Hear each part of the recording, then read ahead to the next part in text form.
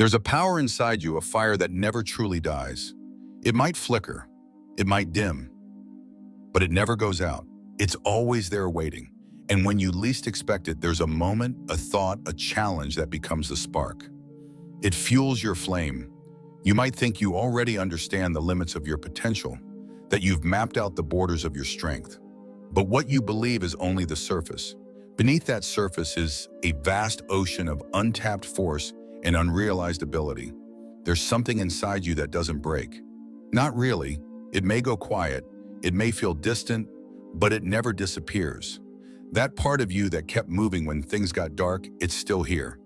And whether you know it or not, you've barely scratched the surface of what you're capable of.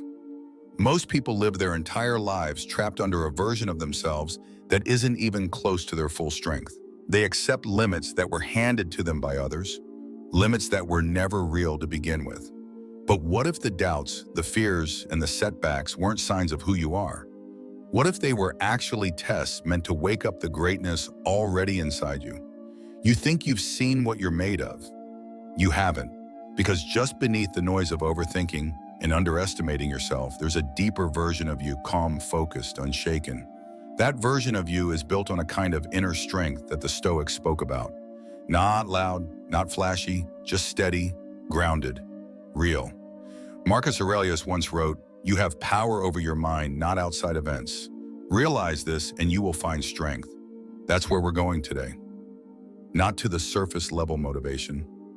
We're going to the real stuff, the deeper strength, the unshakable core. And if any part of you feels ready to stop doubting and start becoming, stay with me. This moment might just be the spark that lights it all up again. Let me ask for one simple favor. If this resonates with you, if this is the kind of space you want to grow in, hit that subscribe button. It helps more than you know. Let's get into it. Why do you think you doubt yourself? It's not because you're incapable. It's not because you are broken.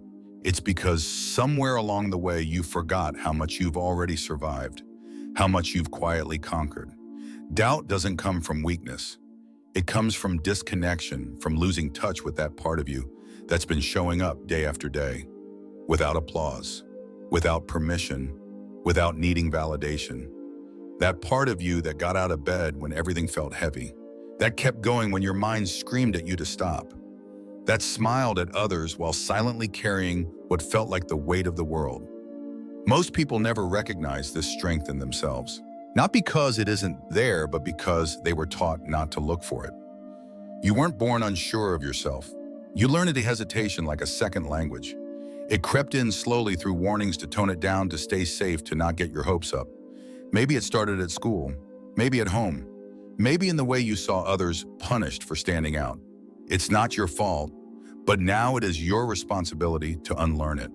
Aristotle once said, "We are what we repeatedly do." Excellence then is not an act, but a habit. So ask yourself, what have you been repeatedly doing? Dismissing yourself, second-guessing your voice, playing small. Here's the thing. Beneath all the noise of doubt, there's always been another voice, a quieter one. One that doesn't shout but whispers when you need it most. The one that says, "This isn't all I am. I was made for more." Have you ever sat in silence and felt it rise, not as ego, but as truth? And if that voice has survived all the years of fear, all the overthinking, then so has the strength that carried you through. You've endured more than you realize. Moments where quitting would have been easier. Nights when you carried a storm inside, but still showed up the next day like the sky was clear. That's not weakness. That's resilience. That's grit. That's proof. Carl Jung once said, "I am not what happened to me. I am what I choose to become." You've been choosing even in silence, and those choices are shaping you. The real problem isn't that you lack confidence. It's that you've forgotten your own evidence, forgotten the strength buried in all those uncelebrated ordinary days where you just kept going. You adapted. You healed in pieces. You moved forward even when nothing made sense. That kind of strength doesn't disappear. It just gets ignored. And we ignore it because we're trained to trust criticism more than capability. Compliments are dismissed. Achievements are downplayed. And over time, a quiet story takes root, a story that says, "I'm not enough," even when the facts say otherwise. Socrates believed that the unexamined life is not worth living. But I believe the unexamined self is where most of our suffering begins. Because if you never stop to reflect on everything you've already overcome, how will you ever believe in what you can become mid-next? There was a time when you felt invincible, not because life was perfect, but because you were in touch with a deeper truth. You are not your past. You are not your pain. You are not your fear. You are the fire that has survived them all, and it's still burning, right now, waiting for you to remember you were never broken. You just forgot your power. Maybe you were once a child running without fear, speaking without apology. Or maybe it was just a brief moment during hardship when something inside you stood tall and steady. That wasn't ego, that was clarity, that was you. That spark you felt, it didn't disappear, it didn't burn out. It just got buried, hidden beneath opinions you never asked for, criticism you didn't deserve, and failures you mistakenly accepted as definitions of your identity. Life can be loud. The noise, the pressure, the expectations, it all makes it harder to hear yourself. But make no mistake, you didn't lose your fire, you just stopped feeding it. And real fire, the kind that lives in your chest and refuses to quit it, doesn't die easily. It doesn't vanish after one setback or even 1,000. It retreats, it waits, it smolders until the moment you're ready to remember that it was never gone. It only needs a choice. Not a loud, dramatic gesture, but a quiet, firm decision to believe again. Not in some perfect version of yourself, but in the core that's always been there. Carl Jung once said, your vision will become clear only when you can look into your own heart. Who looks outside dreams? Who looks inside awakes? That feeling of invincibility you once had, that wasn't a fantasy. That was your heart speaking clearly before the world gave you reasons to doubt. So maybe now is the time to stop searching outside for validation. Maybe it's time to start looking within for recognition. You are not starting over. You are returning. You are not broken. You're buried under stories that were never yours to carry. Let them go. Reclaim that voice. The one that doesn't need to shout to be certain.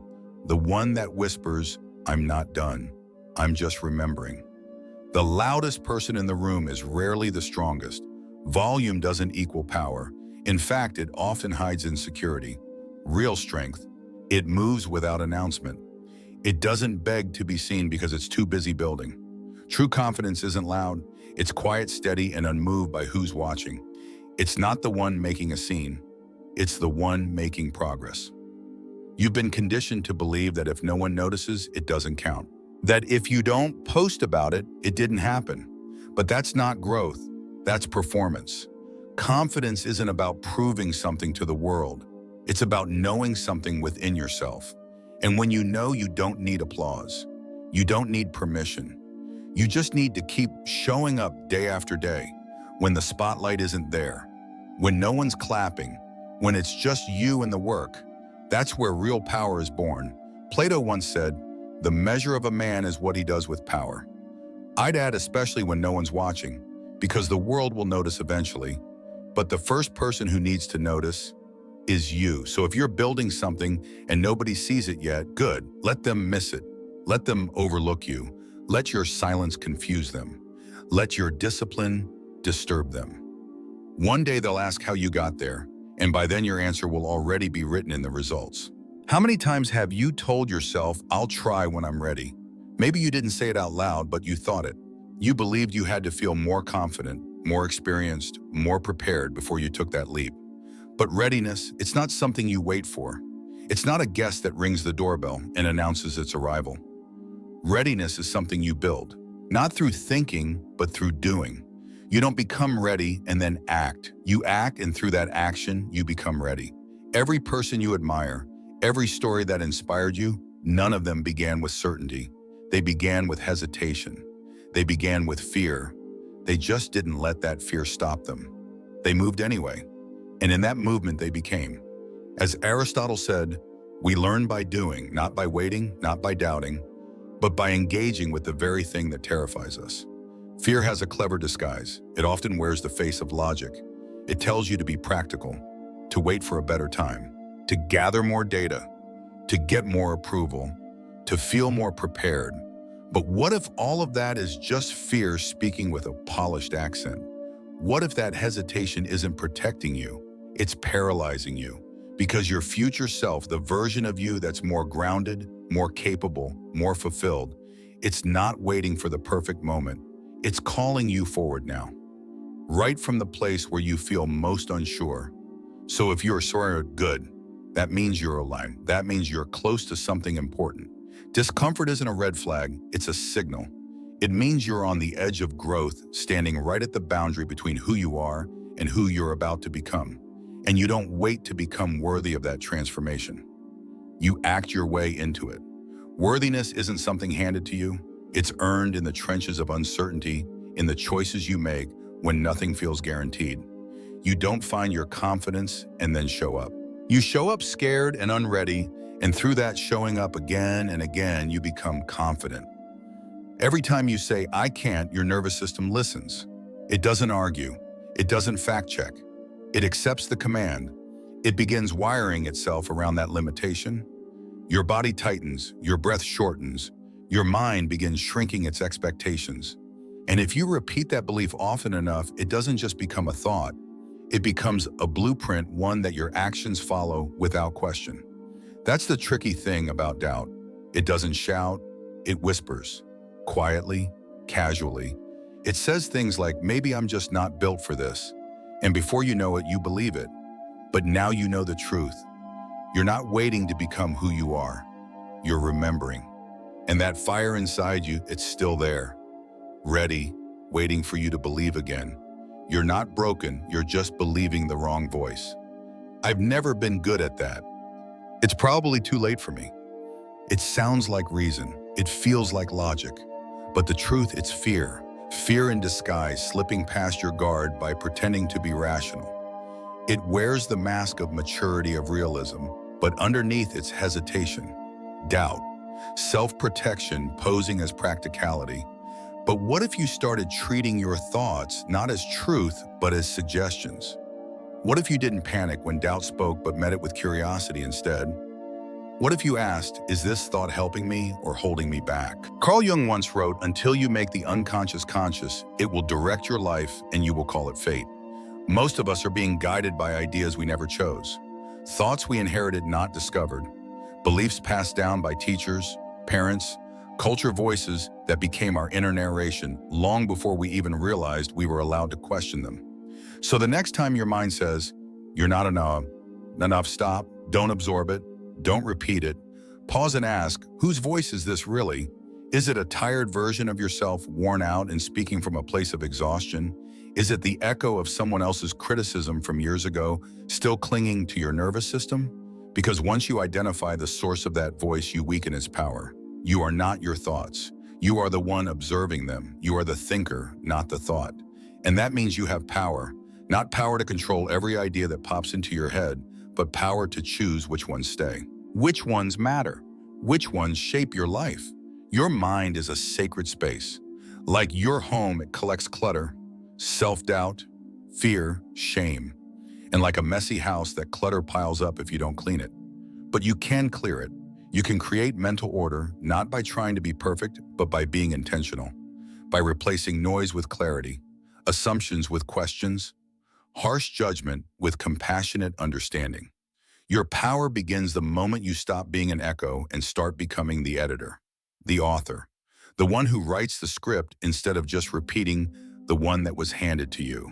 You scroll, you watch, you see others achieving, building, glowing with success in perfectly filtered moments.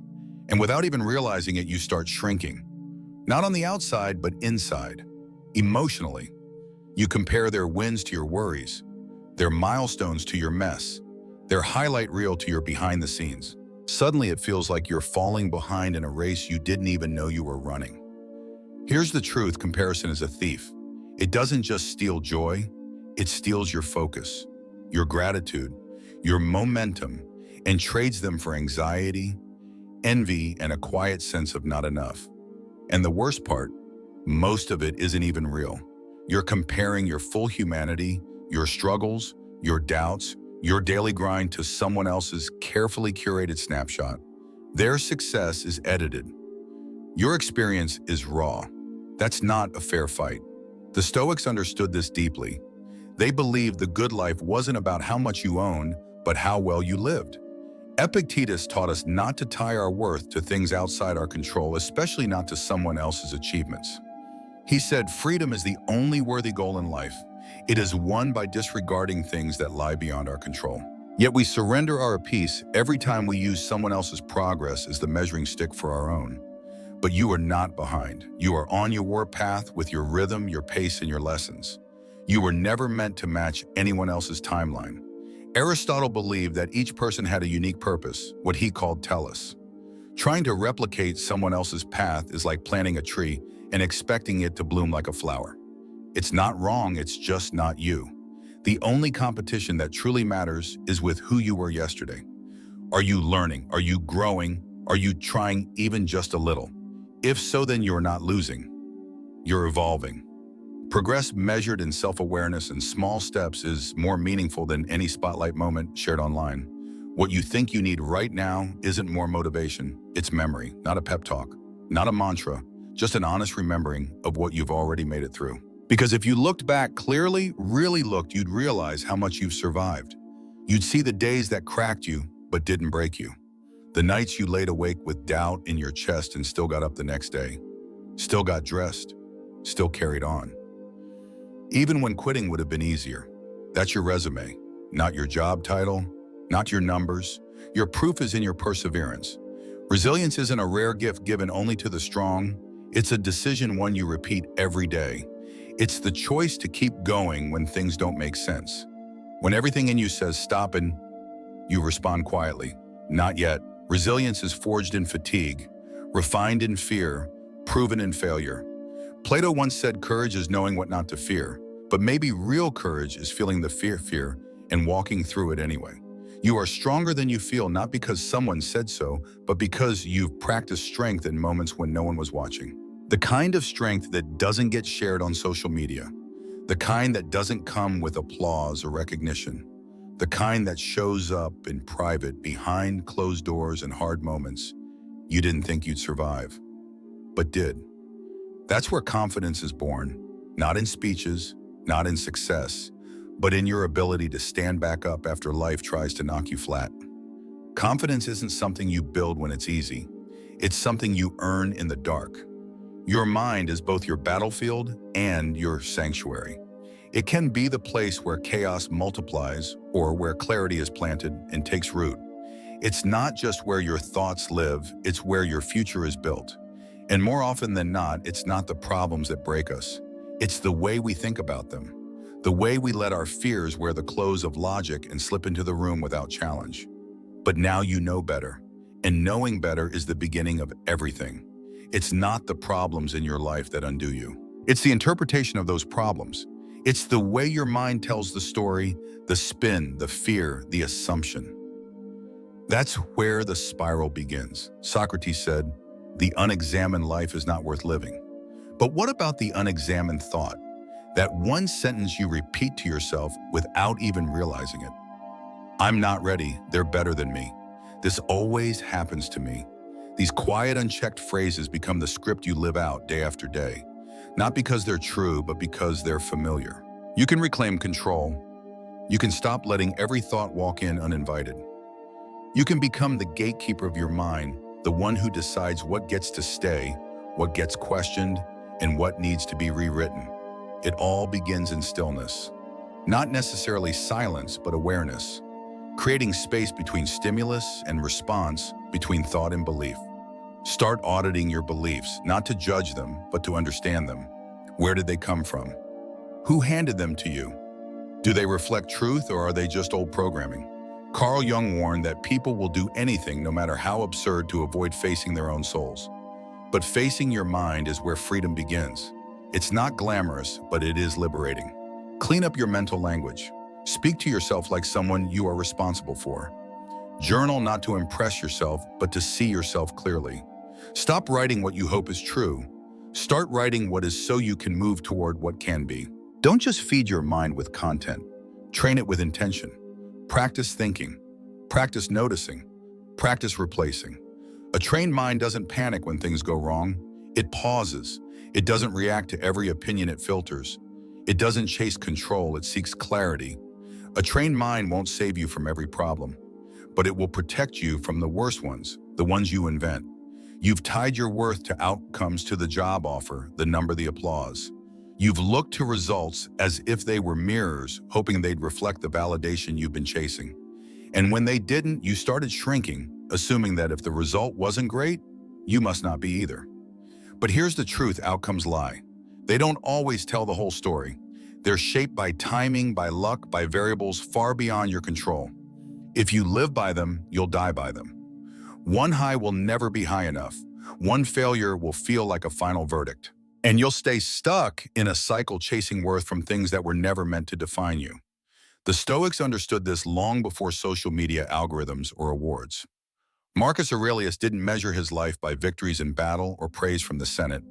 He measured it by whether he lived in alignment with virtue, whether his actions came from integrity, not impulse.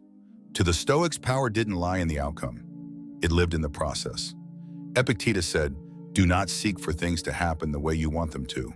Rather wish that what happens happens the way it does, then you will be happy." That's not passivity. That's peace. You are not your wins. You are not your losses. You are who you are in the face of both. You are the effort, not the echo. You are the decision, not the result. Detachment is misunderstood. People think it means you don't care. But real detachment means you care deeply, you just don't collapse when things don't go your way. You give your best. You commit fully, but you don't let the result define your worth. That's not apathy. That's mastery. You can love something and still let go of the outcome. You can give your all and still be okay if it doesn't land. That's the kind of strength that isn't shaken by external changes because it's anchored in internal stability. You don't need to leap. That's the myth that transformation comes in one dramatic movie scene moment where everything changes and the music swells. But real life doesn't work like that. Growth isn't one big act. It's a series of small, honest ones. You don't need to see the entire staircase. You just need to take the next step, the one right in front of you, the one that feels difficult. True courage isn't always heroic. It's not always a grand speech or bold confrontation. Sometimes courage is whispering no when your whole body wants to say yes just to be liked. Sometimes it's writing one honest sentence when your self-doubt says delete.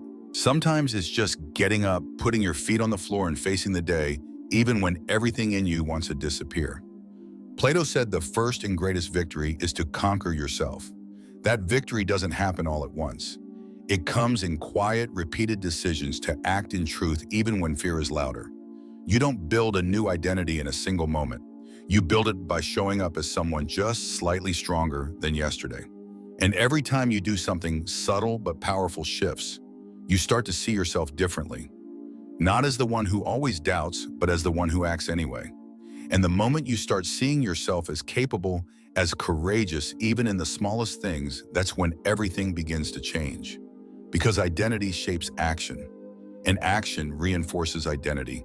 It becomes a loop you control. Who are you when no one is watching?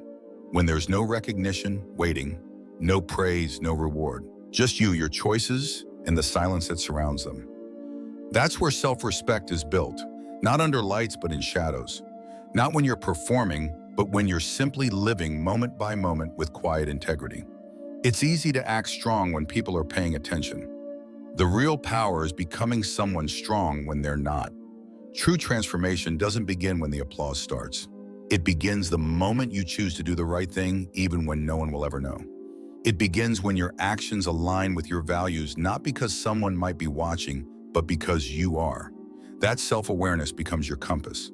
Socrates said, "The soul is dyed the color of its thoughts," but it's also shaped by its habits, the things you do repeatedly, especially when there's nothing to gain. That's what builds your internal architecture. You don't build trust in yourself by talking big. You build it by being consistent, especially when no one is watching. You build it by keeping the promises you make to yourself in private. That kind of consistency, that quiet loyalty to your principles, is the foundation of unshakable self-respect. When you learn to show up without needing a witness, your strength becomes internal. You stop performing, you stop needing to prove anything, you simply are. And when that happens, even the loudest criticism starts to sound like background noise. Irrelevant, temporary, and powerless. Stop shrinking. Stop tucking parts of yourself away just to make others comfortable. And stop apologizing for your ambition, for wanting more, for reaching further, for standing in your truth. Ambition isn't arrogance. It's clarity, an inner knowing that you are meant for something meaningful. At some point, you were taught that striving made you selfish, that confidence made you threatening. But that was never about you. That was about their comfort. Real humility doesn't ask you to disappear. It asks you to stay grounded. It doesn't mean hiding your gifts. It means offering them with grace. Socrates said, "To find yourself, think for yourself." And when you do, you'll understand that humility is not about shrinking back. It's about stepping forward without needing to be the loudest in the room. Courage isn't about volume, it's about presence. It's about choosing to live in alignment with what matters most, even when it's unpopular, even when it's hard. You don't need to draw attention to yourself, but you do need to stop pretending your voice doesn't matter. You weren't made to fade into the background. You were made to contribute, to build, to speak, to model what integrity looks like in a noisy world. That doesn't mean being aggressive or flashy. It means being grounded. It means acting with intention, living with dignity, and standing for your values with calm conviction. You don't need to be praised to be powerful. You don't need to be celebrated to be significant. Your worth isn't measured by applause. It's measured by how faithfully you show up day after day for the things and people that matter. Fear is not the enemy. It never was. What holds you back isn't fear itself. It's how tightly you grip it, how often you believe it without question, how quietly you let it shape your choices. Fear only becomes a problem when it takes the wheel and you never stop to ask where it's driving you. It grows strongest in silence, in the spaces you avoid, in the stories you never question. So start asking, sit with your fear, talk to it, ask yourself, what am I really afraid of? Be specific. Is it failure, being misunderstood? Admitting the last path wasn't right for you. Cost of what we fear isn't life-threatening. It's ego-threatening. It's discomfort. It's uncertainty. It's being seen in ways we can't control. But that's exactly where growth lives. Carl Jung once said, "Where your fear is, there is your task."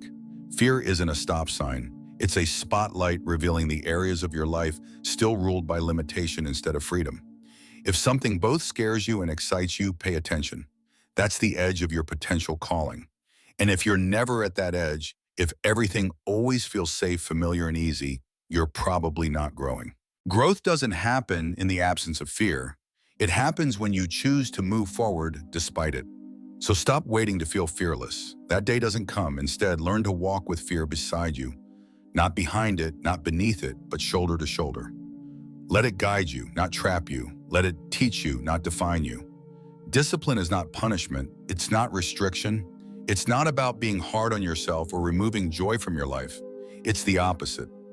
Discipline is freedom. It's the quiet strength of structure. It's the calm that comes from knowing you can count on yourself even when things get loud, messy, or uncertain. When the world feels out of control, discipline becomes the steady rhythm that keeps you anchored. Think about it. When you train your mind to focus, when you move your body, even when you don't feel like it, when you choose consistency over comfort, you are not limiting yourself. You're creating space within yourself. You're telling your nervous system, we've got this. That's what builds self-trust. And trust, that's peace. That's stability. That's strength. Motivation is great, but it's a visitor. It comes and goes. Discipline is what stays behind when motivation disappears. It's what holds you up when inspiration fades. It's what reminds you that your worth isn't tied to how you feel in the moment. It's built on the choices you make over time. Aristotle said, we are what we repeatedly do. Excellence then is not an act, but a habit. Make your routines sacred, not rigid, not perfect, but intentional. Let them be your anchor. Because on the days when doubt creeps in, when everything feels uncertain, when you forget who you are, those routines will speak for you. They will say, I know who I am because I show up for myself. More than anything, discipline is a daily act of self-respect. You've waited too long to feel ready. You've been holding out for the right mood, the perfect timing, or a green light from someone else telling you it's time to begin. But readiness is not a feeling that magically arrives. It's something you create by stepping forward even when your legs are shaking. The truth is you are already becoming. Not in some dramatic, visible way that everyone notices, but quietly, daily. In the moments when you choose integrity over ease, patience over reaction, effort over excuse, it's in the decisions no one claps for, the ones you don't post about, the ones you weren't even sure mattered. Those are the choices shaping you. That version of yourself you admire, the one who moves with confidence, clarity, and calm strength, is not some far-off dream. They're not waiting at the finish line. They're already inside you, waiting to be revealed. Carl Jung said, "The privilege of a lifetime is to become who you truly are." You don't need to become someone else. You need to stop running from who you already are. When you stop underestimating that truth, everything shifts. You stop waiting for permission and start moving with purpose. You begin acting like the person you've always been capable of becoming. And once you do, there's no going back. You are not behind. You are not broken. You are becoming every single day in ways the world may never see, but your future self will thank you for. Keep going. The quiet strength you're building now will one day speak louder than anything you've ever said. This journey isn't about perfection. It's about progress, purpose, and quiet power. There comes a time when you realize that waiting for the perfect moment is just another form of fear. I see that now in my own life. For years, I delayed decisions, starting new habits, speaking up, pursuing what I knew mattered, all because I was waiting to feel ready. But readiness never came. What this message taught me is that the version of myself I admire, confident, grounded, consistent, isn't some distant goal. It's who I become every time I make an aligned choice, especially when no one is watching. The advice I'm carrying forward is simple, but powerful. Stop waiting. Start becoming.